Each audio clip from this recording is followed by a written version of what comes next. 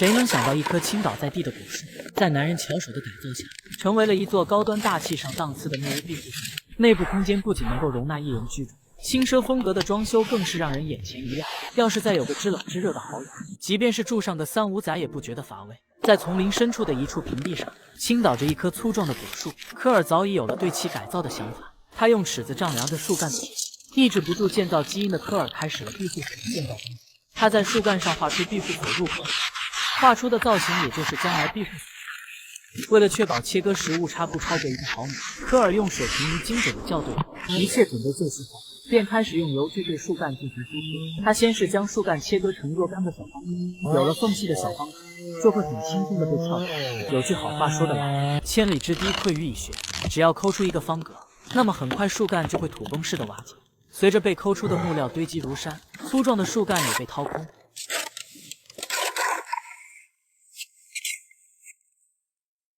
科尔用锯子把入口处的切口处理平整，而后再用砂纸进行洗头抛光，使得入口处看着更加的美观精致。科尔忙完了外边，忙里边，在掏空的树干内建造庇护所。科尔一丝不苟，严格把控用料。他先是用碎石子打底，把圆弧状的地面处理平整。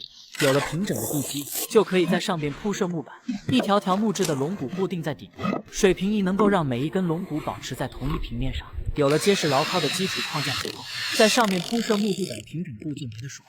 苍蝇站上去都得打掉，而木地板之间的缝隙，科尔也会匀阵。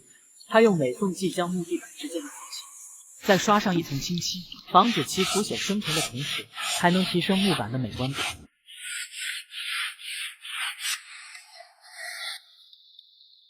科尔在屋内忙碌着，他把木棍竖立在树干内部，而后再用钉子固定。打造庇护所的墙体和铺设木板的建造手法同样是先在内部固定好墙体，用保温棉填充严实后，就可以把木板沿着树干依次固定。科尔真不愧是荒野建造的一把好手，一棵普普通通的粗树没多大功夫就已经大变样。固定好的木板让庇护所变得干净整洁。因为墙面上要粉刷乳胶漆，科尔先用打磨机将木板打，这样刷乳胶漆的时候规避了墙体开裂和掉墙皮的问题。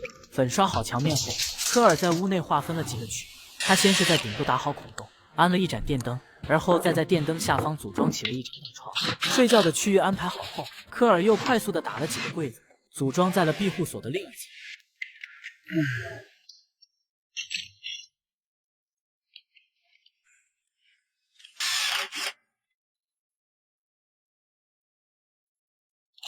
上下分割开来的柜子各有入口。总之，屋内的一切科尔已经了然于心。橱柜虽然看着不大，但该有的功能应有尽有。不管是热水器，还是蓄水池，再到下水管道，科尔都一一的安装到位。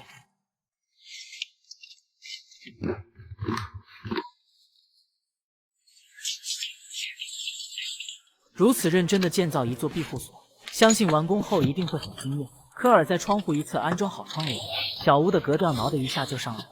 随着建造工作的不断推进，厚厚的床垫也铺在了木床上，而屋内的硬装工作也基本完工。餐柜上已经摆放好了锅碗瓢盆。科尔在屋内摆放好除湿器后，便开始了地面上的清理工作。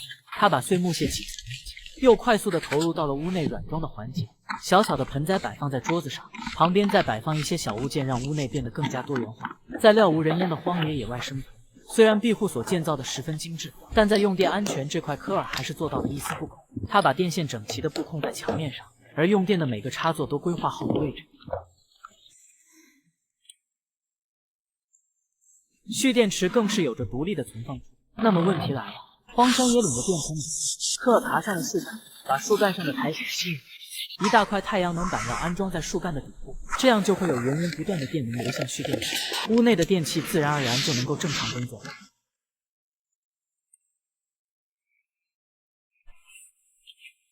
解决掉用电的一大难题后，科尔打开了小屋的电灯。轻奢风的木屋庇护所看着就不一般，再加上一些装饰，足以堪比5星级大酒店。最后，科尔在墙上固定了几个挂钩，方便挂一些不通不用的杂物。他把地面上的碎木屑扫起，再用拖把将地面拖干净。至此，这个建造在树干内部的庇护所就完成。科尔在入口处的地面上铺了几块平整的巨石，来让入口处变得干净整洁。忙碌了一天的科尔没有休息，他收集来一些木柴，在入口处清理出一片空地，用石块将其围起。